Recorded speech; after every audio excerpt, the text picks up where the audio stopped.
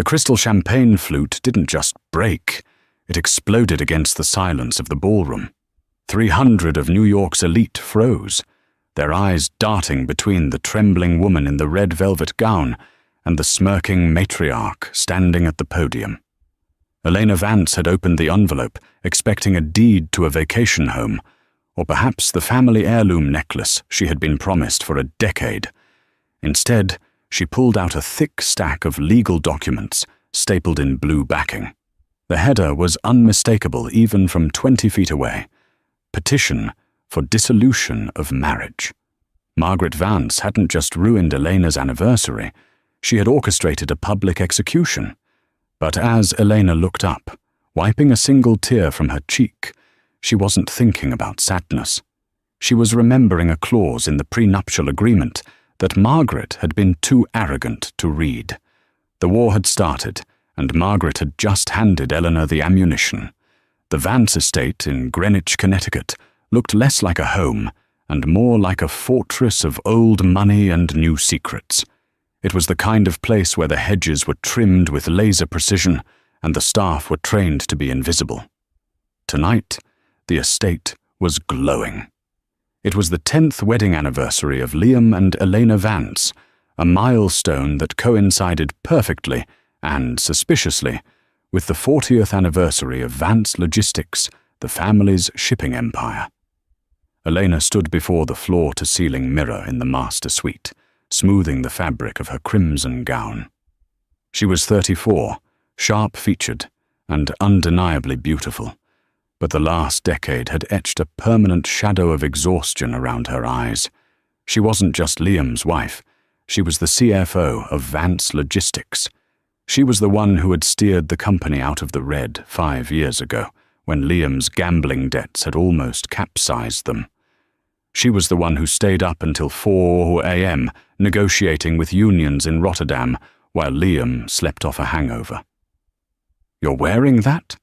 The voice cut through the air like a serrated knife. Elena didn't need to turn around to know that Margaret Vance, her mother-in-law, had entered the room. Margaret was a woman made of hairspray, diamonds, and pure malice. At 68, she still held the title of chairman of the board, though she hadn't made a business decision since the Reagan administration. "It's an anniversary, Margaret," Elena said, keeping her voice even. "Red is for love, passion." "Red is for harlots," Margaret sniffed, walking past Elena to adjust a vase of white lilies, intentionally snapping a stem. "But I suppose it suits you. It's loud, desperate for attention, just like your background." Elena tightened her grip on her clutch. She came from a middle-class family in Ohio, a fact Margaret treated like a criminal record. "Is Liam ready?" "The guests are arriving." "Liam is having a drink in the library. He needs to steel himself," Margaret said, a strange, predatory glint in her eyes. "Tonight is going to be emotional. For everyone." "I assume that means you've prepared one of your speeches," Elena said, turning to face her. Margaret smiled. It wasn't a warm smile. It was the baring of teeth. "Oh, Elena, I've prepared much more than a speech. You've worked so hard for this family. You've sacrificed your youth, your energy, even your desire for children, all for the sake of the business. I think it's time you were finally rewarded exactly as you deserve." There was a heaviness in Margaret's tone that made the hair on Eleanor's arms stand up. Usually, Margaret's insults were petty, complaints about the menu, the flowers, or Elena's perfume. This felt different. This felt final. "I'll see you downstairs," Elena said, brushing past her. As she walked down the grand marble staircase, the noise of the party rose up to meet her. The who's who of the East Coast business world was there. Senators, tech moguls, and the board members of Vance Logistics. Elena spotted Liam near the bar. He looked pale, sweating despite the air conditioning. He was handsome in a weak, soft way. the kind of man who had never been told no and crumbled the moment life required a spine. "Liam?" Elena touched his arm. He flinched, spilling his scotch. "Elena?" he stammered, his eyes refusing to meet hers. "You look... wow. That dress." "Your mother is in a mood," Elena whispered. "Just get through the toasts and we can go to the city for the weekend. Just us." Liam looked at her then, a flash of genuine guilt crossing his face. "Elena, I didn't want to do it this way. You have to know that. She made me." "Made you do what?" Elena frowned. Before Liam could answer, the room went dark. A spotlight hit the small stage at the front of the ballroom. Margaret Vance stood there, looking like a queen addressing her subjects. "Ladies and gentlemen," Margaret purred into the microphone, "if I could have your attention." The room fell silent. Margaret thrived on this, being the center of the universe. "Tonight we celebrate 10 years of marriage between my son, Liam, and his partner, Elena," Margaret began. The pause before partner was slight, but everyone heard it. Marriage is a business, isn't it? A contract. And like all contracts, sometimes we must review the terms. Elena felt a cold knot form in her stomach. She looked at Liam, but he had turned his back, signaling the waiter for another drink.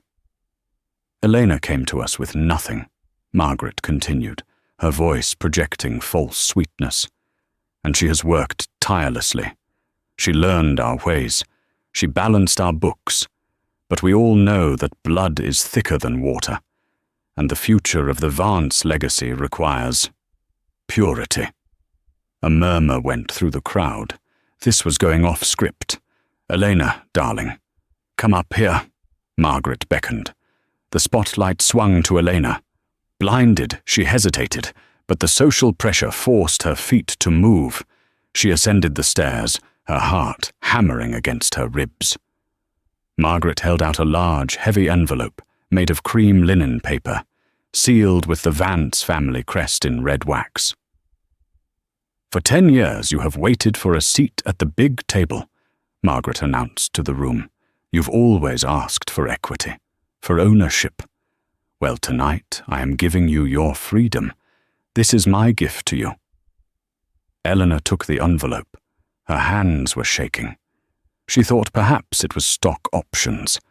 Perhaps Margaret was finally stepping down and naming her CEO.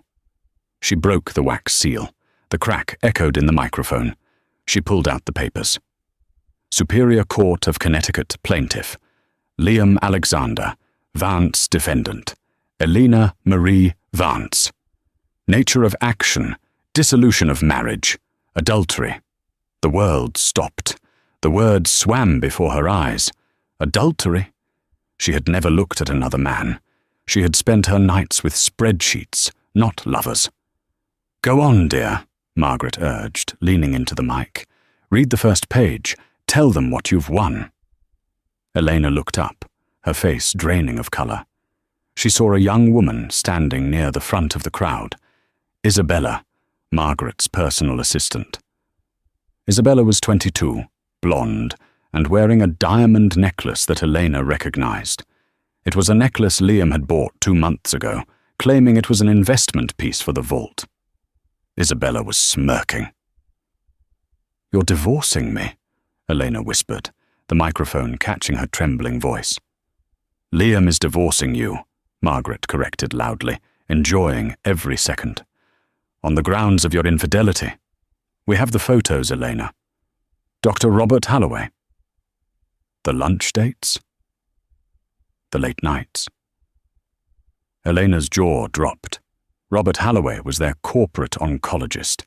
She had been meeting him because she was organizing a charity drive for cancer research, a drive Margaret had insisted on. "That's a lie," Elena said, her voice gaining strength. "Those were business meetings." "The court won't see it that way," Margaret hissed, covering the mic with her hand for a split second.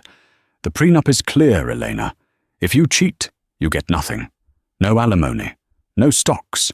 You leave with what you came with, which is 0. Margaret pulled her hand back and addressed the crowd. Let's raise a glass to the new chapter of Vance Logistics, to Liam and to the future. The crowd was stunned. No one clapped. The cruelty was too raw, too public. Elena looked at Liam. He was finally looking at her, his eyes wet with tears, mouthing, "I'm sorry." But he didn't step forward. He stayed in the shadows. Elena looked down at the papers. Humiliation burned her skin like fire. She felt the eyes of 300 people judging her, pitying her. She wanted to run. She wanted to scream.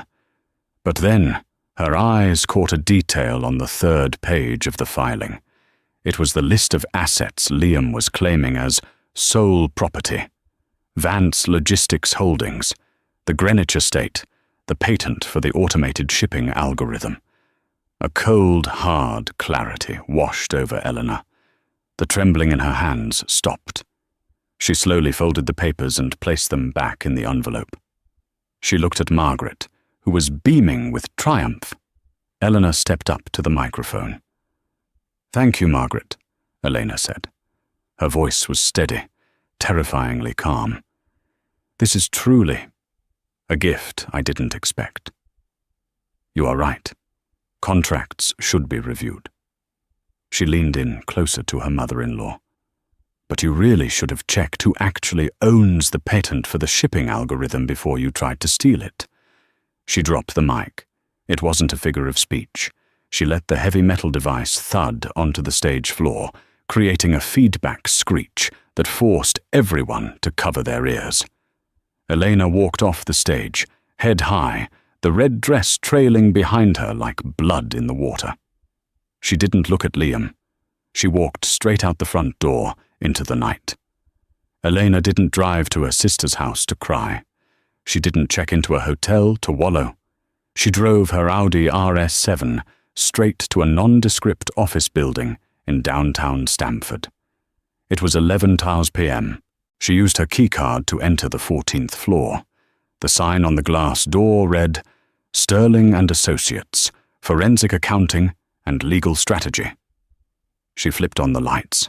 The office was small, cluttered with whiteboards and boxes. A man was asleep on the leather sofa in the corner.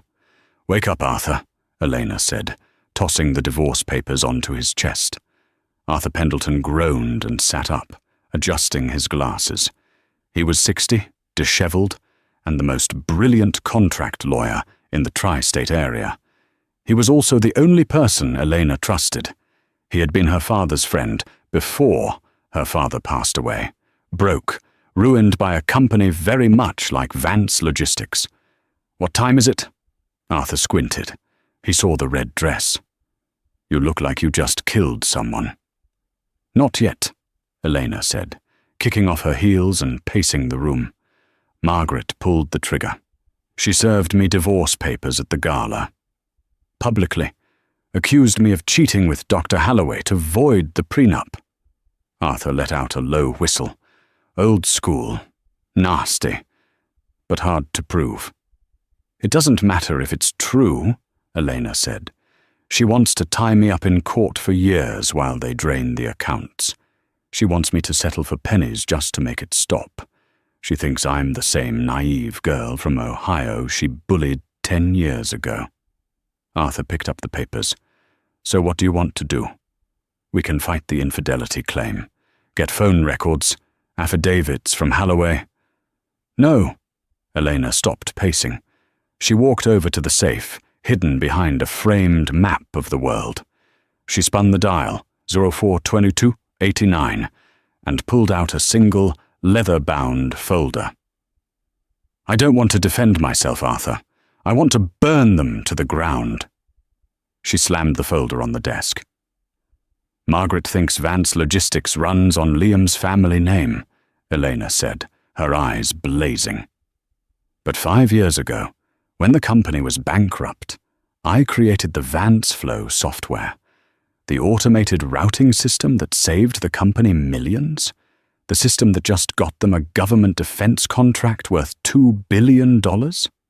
Right, Arthur nodded. The IP is the company's most valuable asset.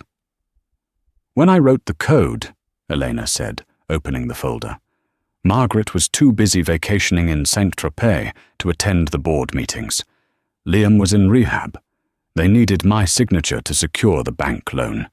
They were desperate. She pointed to a document with a yellow sticky note.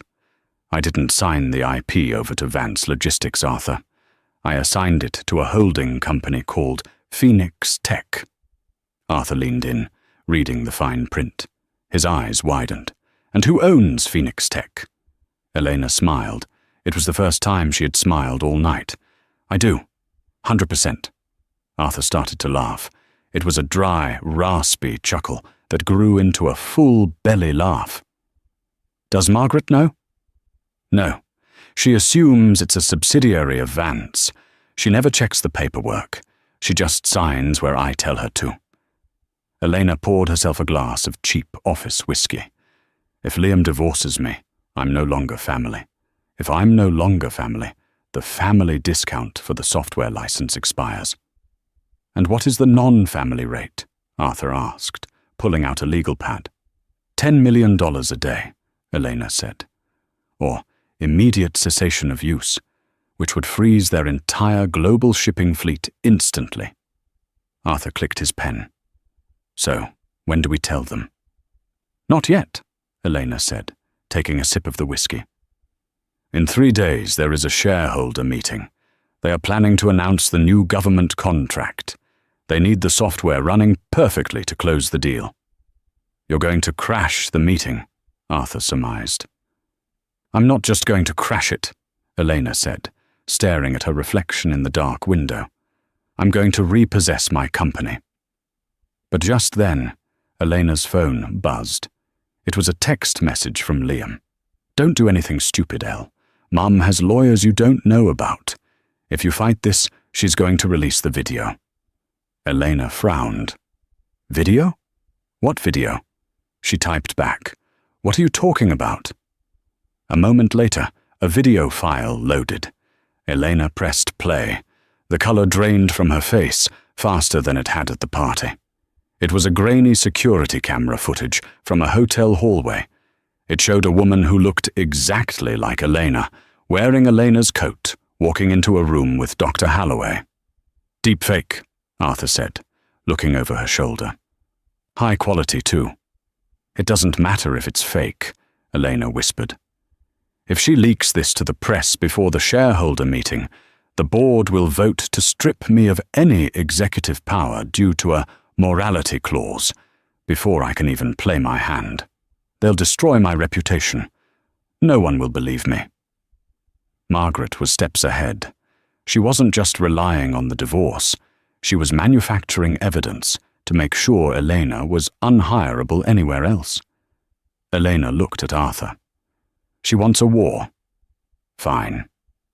Elena grabbed a marker and walked to the whiteboard. She wrote one name at the top. Sophia Dubois. Who is that? Arthur asked. Margaret's old accountant, the one she fired 3 years ago for embezzlement and threatened to jail if she ever spoke up, Elena said. Margaret has skeletons, Arthur. Real ones, not deep fakes. If we can find Sophia, we can find where Margaret hid the money she stole from the employee pension fund in the 90s. Sophia disappeared, Arthur warned. People looked for her. They didn't look hard enough, Elena said. I need a private investigator, the best one, tonight. Arthur picked up his landline. I know a guy. He's expensive, and he doesn't like questions. Call him, Elena said. I have a shareholder meeting to crash in 72 hours. I need to be ready to burn the whole kingdom down. The rain in Queens didn't wash things clean. It just made the grime slicker. At 2:30 a.m., Elena sat in the passenger seat of a rusted Ford sedan, watching the entrance of a 24-hour laundromat on 31st Avenue. Beside her sat Jack Silas, the private investigator Arthur had called. Silas looked like a man made of rough leather and cigarette smoke.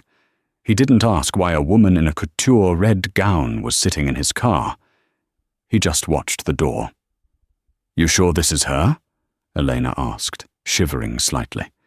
The adrenaline from the party was fading, replaced by the bone-deep chill of exhaustion. Sophia Dubois. Changed her name to Sarah Miller. Works the graveyard shift folding sheets for the local hotels. Lives in a basement studio 3 blocks over, Silas recited from his notepad. She's a ghost, Mrs. Vance. No credit cards, no social media, rent paid in cash. Someone terrified her into disappearing. "Margaret," Elena said, the name tasting like ash. "She's thorough." "There she is," Silas pointed. A woman walked out of the laundromat carrying a plastic bag. She looked older than Elena remembered.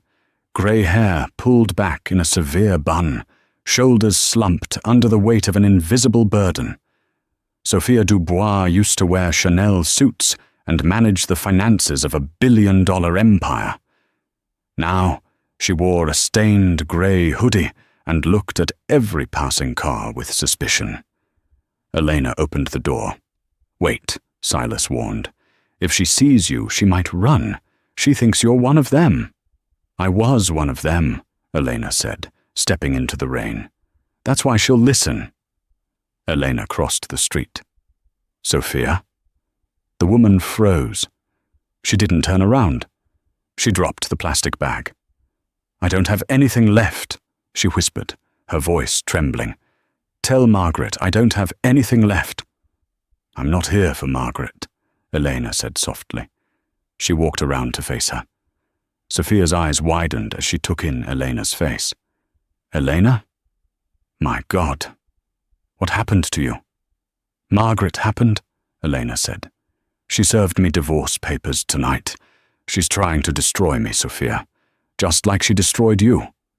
Sophia let out a bitter, jagged laugh.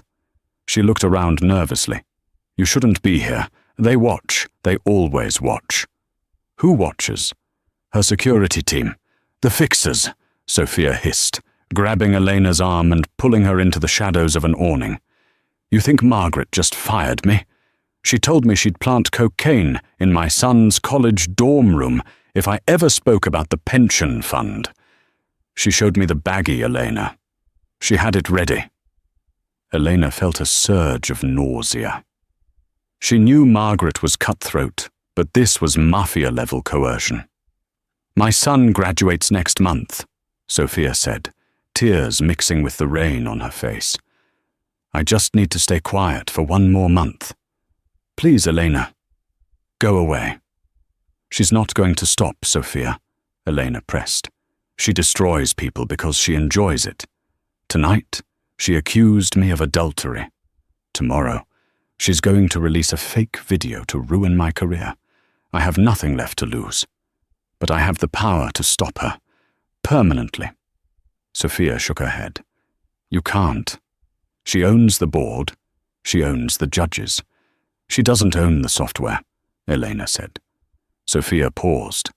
As the former accountant, she understood the value of assets. "I own Phoenix Tech," Elena whispered. "The algorithm that runs the ships, it's mine. I'm pulling the license in 48 hours, but that just bankrupts the company. It doesn't put Margaret in jail. I need the pension records, Sophia. I need to prove she stole the employee retirement money to pay off Liam's first gambling debts 10 years ago." Sophia looked at Elena, really looked at her, for the first time. She saw the fire in the younger woman's eyes.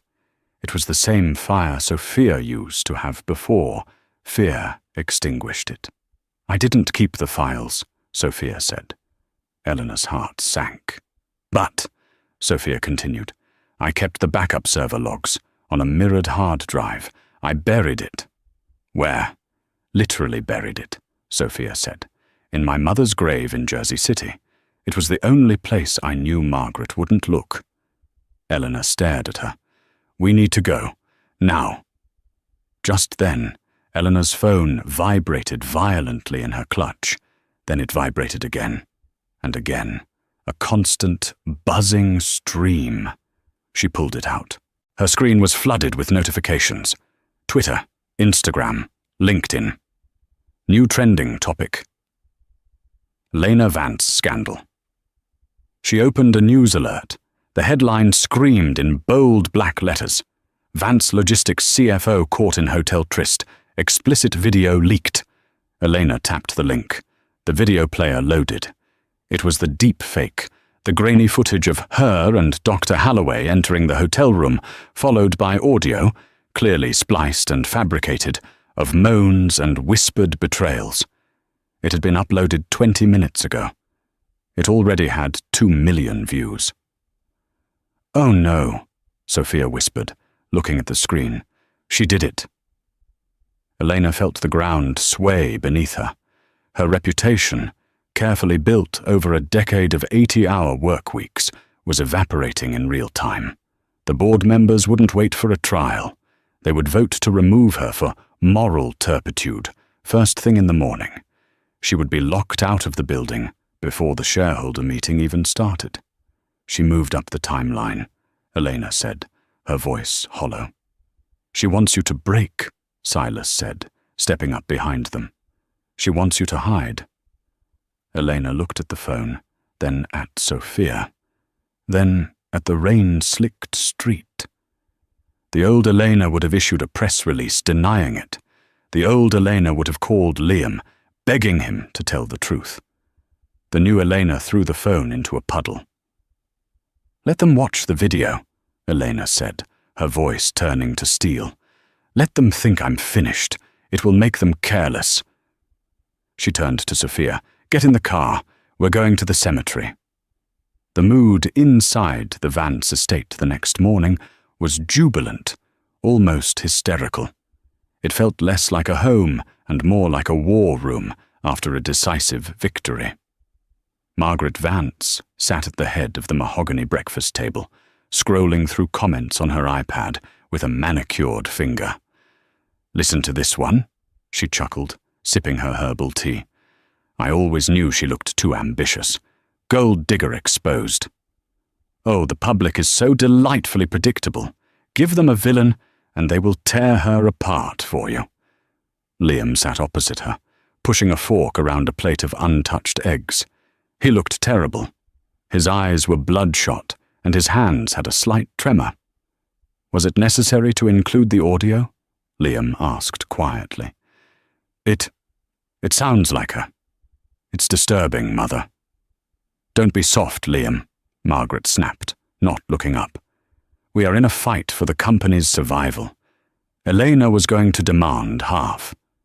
Do you want to give her half of your inheritance? Half of my legacy? Because you couldn't keep your pants on in Vegas 5 years ago." Liam flinched. The gambling debts. The blackmail. Margaret never let him forget that she had cleaned up his messes. He was the CEO in title, but he was a hostage in practice.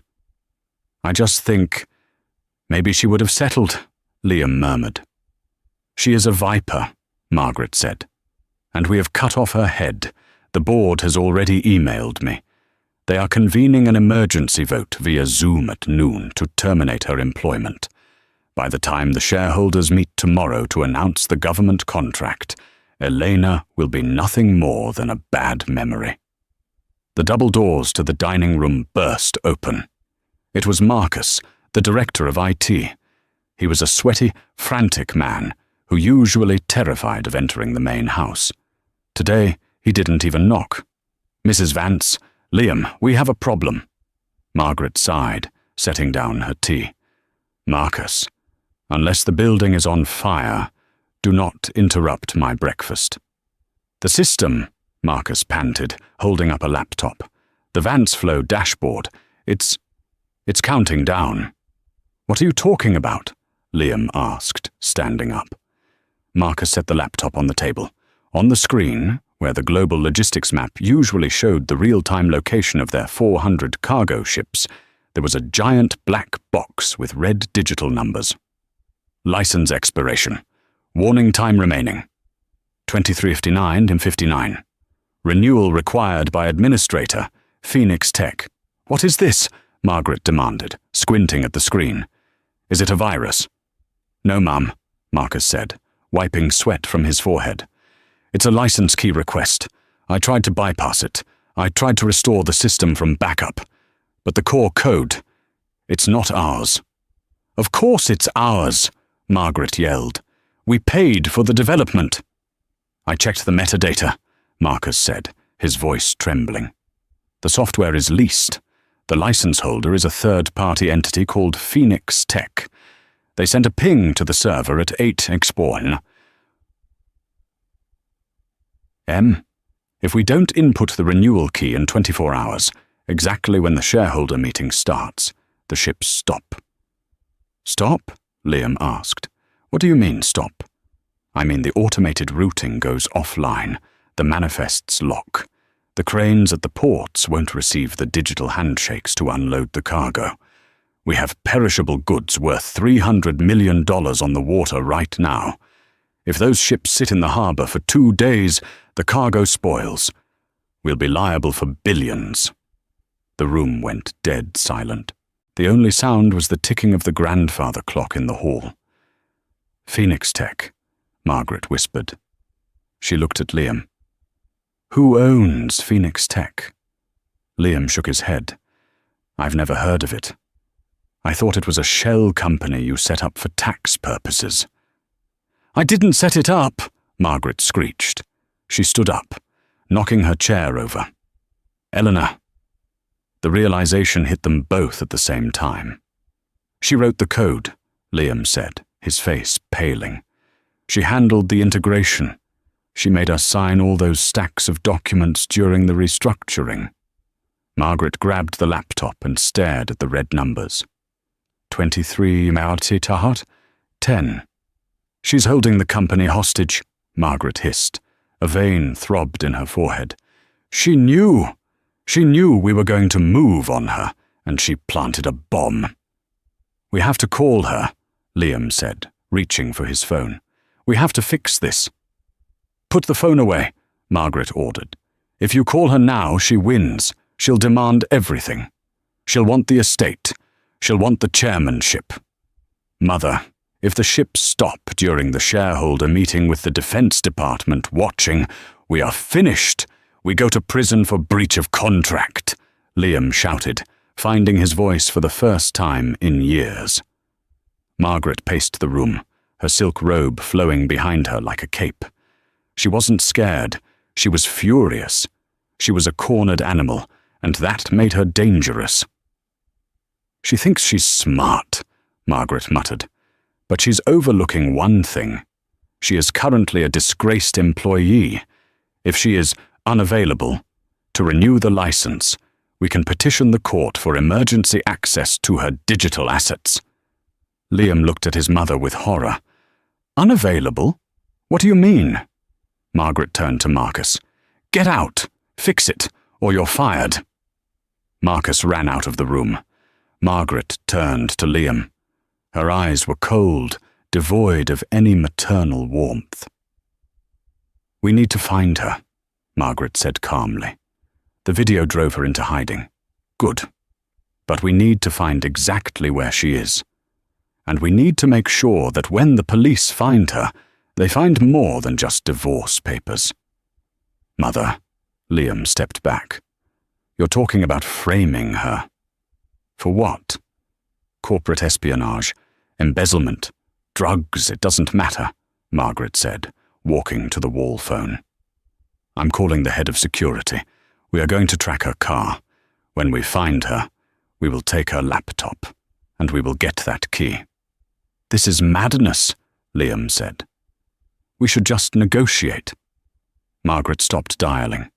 She looked at her son with pure disgust. You are weak, Liam. That is why your wife walked all over you. That is why I have to do this. Do you think the Vanderbilts or the Rockefellers got where they were by negotiating with the help? She dialed the number. Find Elena Vance, she commanded into the receiver. Ping her car's GPS. I don't care if she disabled the phone. The car has a tracker. Find her and bring the containment kit. Liam stood frozen in the dining room. He knew what the containment kit was. It was a term from the old days. Bribes, planted evidence, physical intimidation. He looked at the iPad on the table. The deepfake video was playing on a loop. He saw the digital version of his wife, a woman he had once loved, being humiliated by his own mother. And now he knew his mother was planning to physically hunt her down. Liam felt a vibration in his pocket. It was his burner phone, the one Margaret didn't monitor. He pulled it out under the table. A text message. Unknown number. I know about Phoenix Tech, and I know about the pension fund. If you want to stay out of jail, you have one chance. Meet me at the grandiose ruin. Tonight. Midnight. Alone. Liam stared at the screen. The grandiose ruin. He knew exactly where that was. It was the old, abandoned Vance shipyard, where he and Elena had their first date, sneaking in to watch the sunset on the rusted cranes.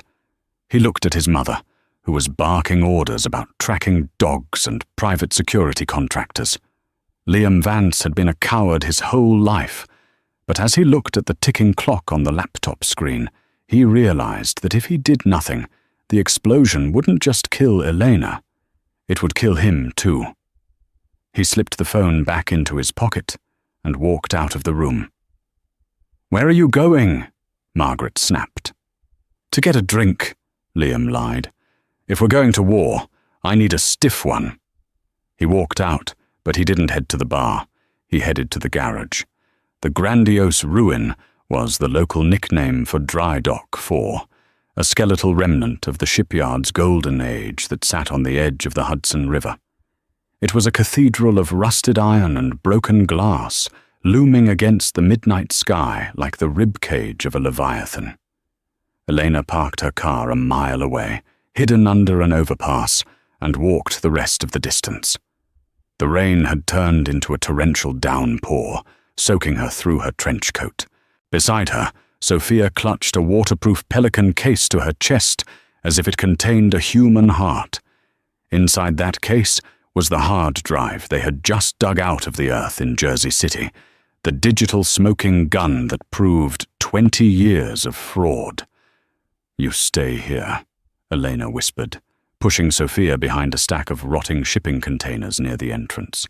"If I'm not back in 15 minutes, you call Arthur, and then you run."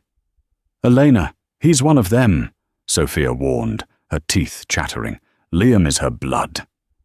"I know," Elena said, checking the small can of pepper spray in her pocket, a pitiful weapon against what Margaret might have sent. "But he's the only way I get into that building tomorrow. My credentials are revoked. Security will tackle me on sight. I need his pass." Elena walked into the open dry dock. The wind howled through the metal girders. In the center of the vast, empty concrete slab, a solitary figure stood under a black umbrella. Liam. He looked smaller than she remembered. The arrogance of the gala was gone, replaced by the slumped posture of a man who had realized he was the villain in his own life story. Elena stopped 10 feet away. "I'm here." Liam looked up. His face was bruised, a fresh, purple welt on his cheekbone. "She hit you?" Elena asked, surprised by the surge of anger she felt, not for him, but at Margaret. "She wears heavy rings," Liam said with a humorless laugh. He touched his cheek. "I tried to tell her to stop the hunt. She didn't take it well." "Where are they, Liam?" Elena scanned the shadows. "The security team? The police?" "I sent them to the wrong location," Liam said. "I told them the tracker pinged in heavy traffic on the I-95, heading to Boston. They're chasing a ghost. You have about an hour before they realize I lied." Elena studied him. "Why?" "Because I watched the video," Liam said, his voice breaking. "The deepfake. I watched it 5 times, and then I remembered the real video, the one from our honeymoon, the way you looked at me when we were in Venice, and I realized, I've let her turn me into a monster." He reached into his pocket. Elena flinched, stepping back. Liam froze, seeing her fear. A look of profound shame crossed his face. He slowly pulled out a lanyard. Hanging from it was a platinum keycard. "This is the CEO override pass," Liam said, tossing it onto the wet concrete between them. "It bypasses the biometric scanners. It opens the executive elevator. It gets you into the boardroom." Elena looked at the pass, then back at him. "If I take this, and I do what I'm going to do, there is no coming back, Liam. The company will be gutted. Your inheritance will be gone." "It was never mine," Liam said, looking at the rusting cranes above them. "It was always hers. I was just another asset she managed. Like the ships. Like you." He looked her in the eye. "Destroy her, Elena. Burn it all down. It's the only way any of us will ever be free." Suddenly, headlights swept across the dry dock walls. Tires screeched on the gravel outside. "They found us!" Liam panicked. "She must have tracked my burner phone. Go!" "Liam! Go!" he screamed, turning toward the approaching lights. Elena grabbed the pass from the wet ground and sprinted back toward the shipping containers. She grabbed Sophia, and they vanished into the maze of rusted metal just as two black SUVs roared into the center of the dry dock. From the shadows, Elena watched as 4 men in tactical gear jumped out. Margaret Vance stepped out of the rear vehicle, protected by an umbrella held by a bodyguard. She walked up to Liam. She didn't yell. She simply slapped him, harder this time. "Where is she?" Margaret's voice carried over the wind. "Gone," Liam said, standing tall for the first time in his life. "And she has the pass." Margaret signaled the men. "Find her. Sweep the perimeter. If she resists, use force." Elena and Sophia were already moving, slipping through a hole in the chain-link fence, disappearing into the night. They had the evidence. They had the key. And the clock was ticking down to 8 a.m. The silence on the 50th floor of the Vance Logistics Tower wasn't peaceful. It was pressurized. It was the kind of silence that precedes a hull breach in a submarine. Outside the floor-to-ceiling glass walls, the New York skyline gleamed in the morning light, but no one was looking at the view.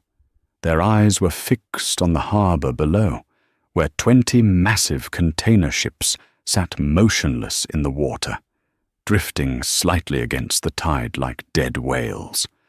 Inside the boardroom, the air conditioning hummed aggressively, battling the rising body heat of the 20 people seated around the obsidian table. It was 8:55 a.m. The countdown to the shareholders' meeting and the expiration of the software license had entered its final, critical minutes. Margaret Vance stood at the head of the table.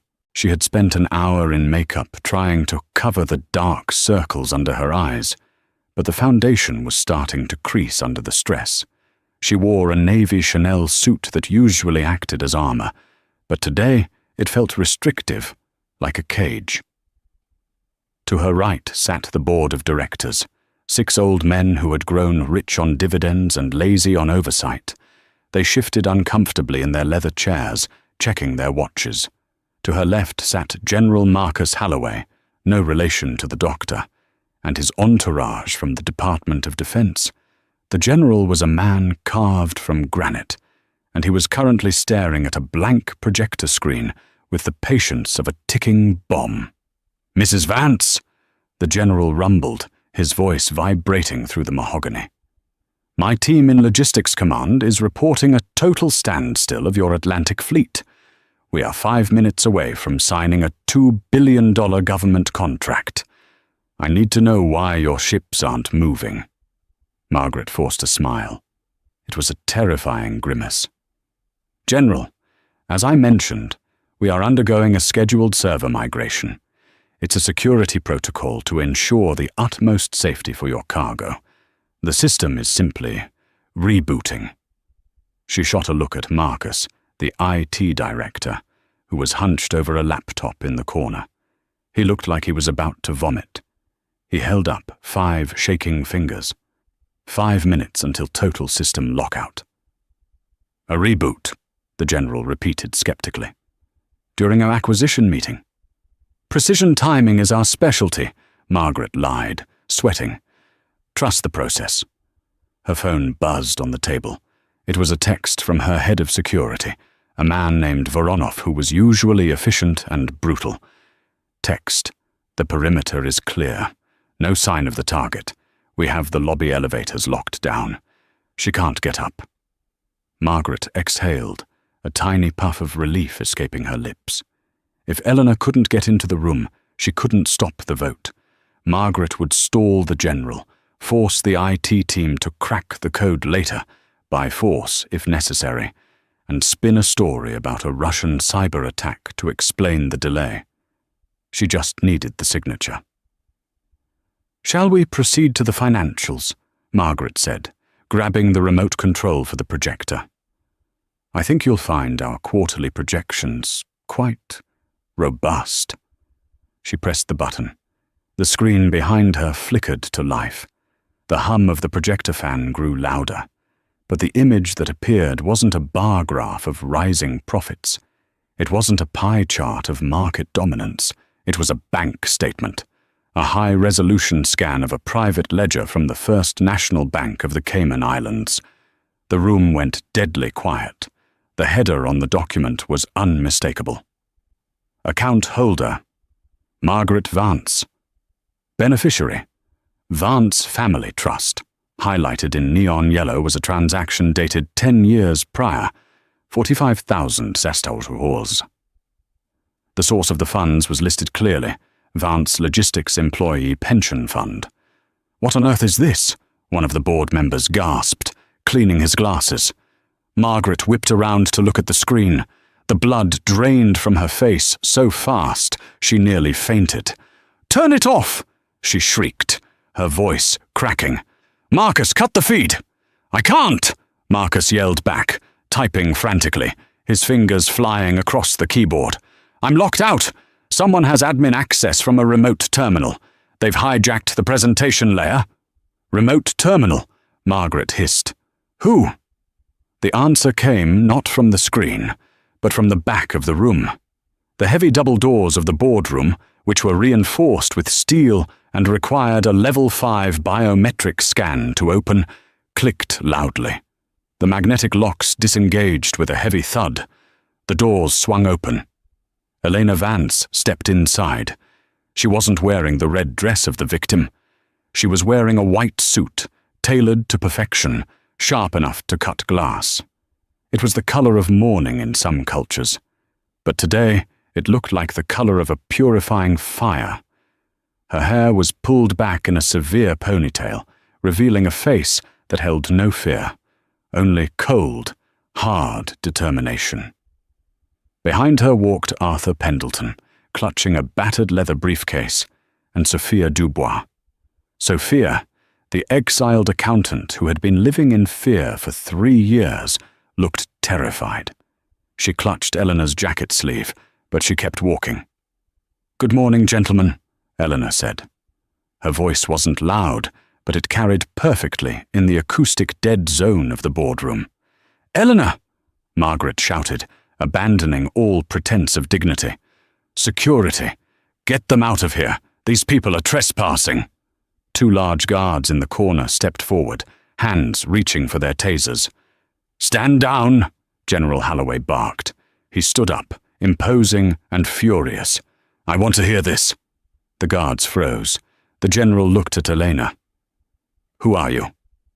"I am the chief financial officer of this company, General. Or I was, until yesterday," Elena said, walking calmly toward the head of the table. The board members parted like the Red Sea, terrified of her energy. "And more importantly, I am the sole owner of Phoenix Tech, the entity that owns the navigation software you are planning to use for your military supply chain." She pointed a remote at the screen. The bank statement vanished, replaced by a live view of the system back-end. A giant digital countdown clock dominated the wall. 0, 01, 30. Status: critical. License revoked. "What have you done?" Margaret screamed. She lunged toward Elena, but Arthur stepped in between them, blocking her path. "You vindictive little witch! You're sabotaging the company because you're bitter about the divorce."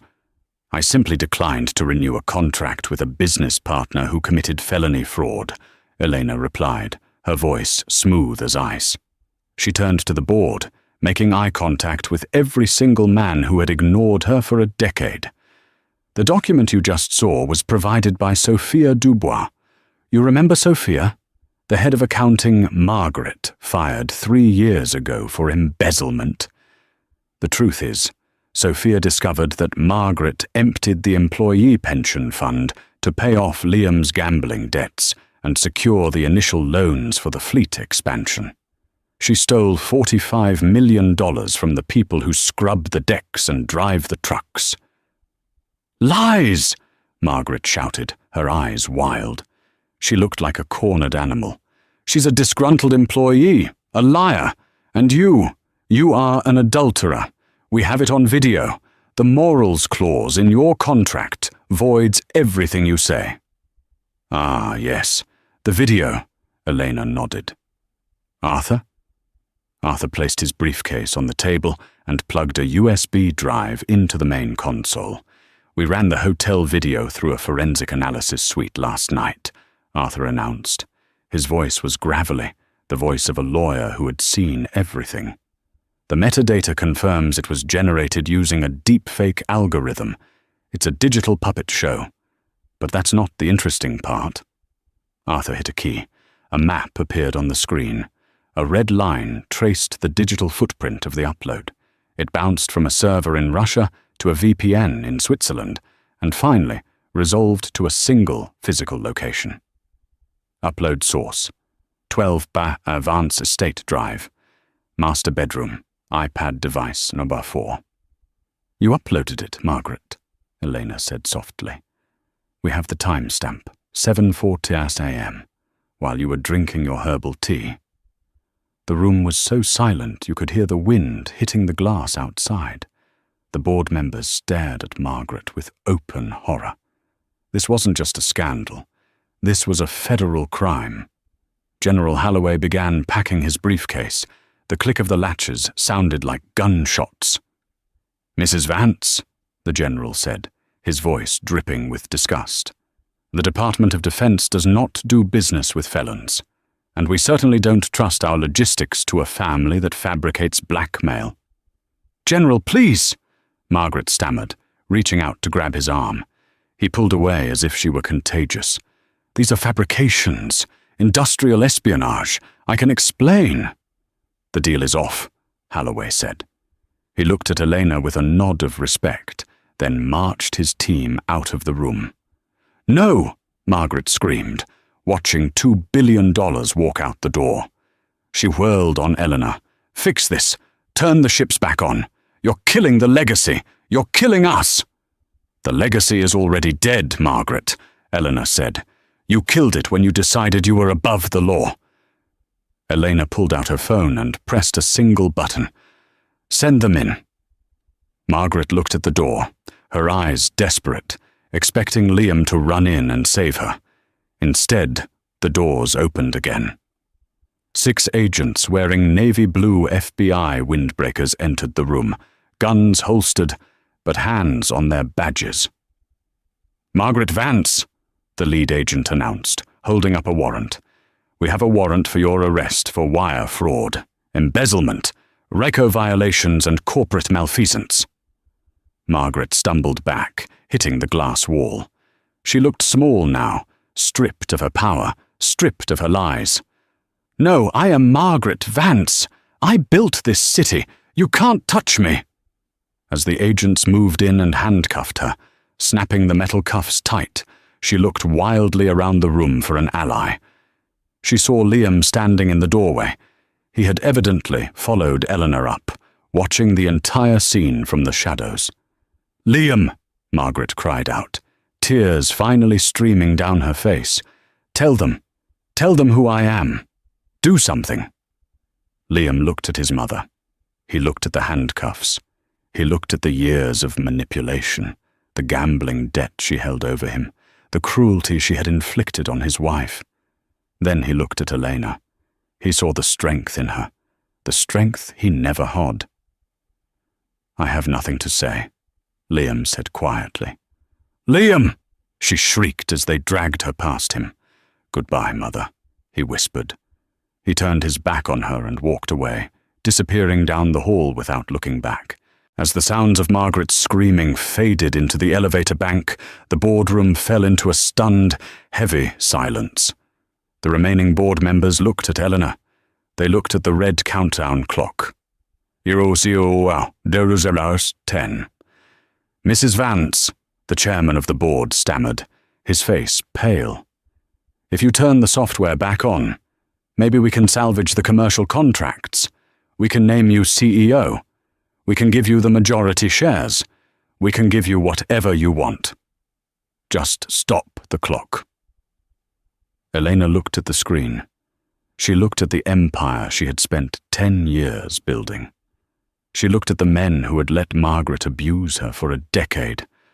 "I don't want the job," Elena said, "and I don't want the shares." She stepped up to the keyboard. The cursor blinked on the command line. "System delete. Confirm?" "You can't," the chairman whispered. "It's worth billions." "It's worth nothing if the foundation is rotten," Elena said. She pressed enter. The sound of the key clicking was the loudest thing in the world. On the screen, the map of the world dissolved. The lines of code cascaded down like green rain, then vanished. The dashboard went black. System purged. "I'm taking my IP," Elena said, picking up her bag. "And I'm going to start my own company, one that pays its pensions." She turned to her team. "Sophia, Arthur, let's go get lunch. I'm starving." Elena Vance didn't look back at the stunned men in their expensive suits. She walked out of the glass tower, took the elevator down to the lobby, and stepped out into the bright, blinding morning sun. She didn't have a husband. She didn't have a job. She didn't have a title. But for the first time in 10 years, the air tasted sweet. She was free. And that is how Elena Vance didn't just win the divorce, she repossessed the entire chessboard. Margaret Vance is currently serving a 15-year sentence in a federal prison, and rumor has it she still blames everyone but herself. Liam moved to a small town in Vermont and opened a bookstore, finally free of his mother's shadow, though he never spoke to Elena again. As for Elena, she launched Phoenix Logistics a year later. It's now the biggest shipping firm on the East Coast. And yes, Sophia is the CFO. If you enjoyed this story of supreme revenge, make sure to smash that like button.